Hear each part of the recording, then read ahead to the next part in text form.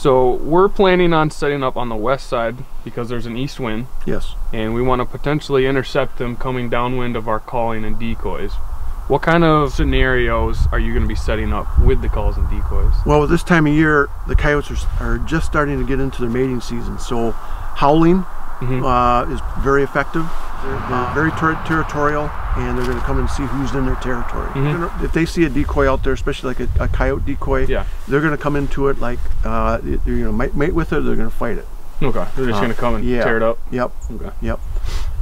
And then you're talking about doing a howling or a bird in distress, or did I hear a rabbit in distress? Rabbit in distress, yeah.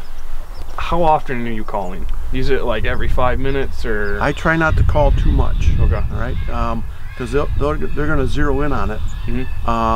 You want them to be out there searching. You know, the wind isn't going to be as much of a disadvantage for you. Sure. Because they're out there searching. But if they lock in on it, you know, they're going to come right in, you know, downwind of it. Okay. And typically. Yeah. Right. You'd hope so. Yes. And I did notice you have a bunch of mouth calls hanging on you. Can you explain like what kind you have? Yeah, I have like there's a couple different ones here, and there's closed reed, which is like this one, and there's open reed. Open reed, you can have a lot of different variety. You can do bird in distress or rabbit in distress. On this side I have a woodpecker, you know, that's a closed reed. So it's like a golf bag, right? Yeah. You have something for everything. So.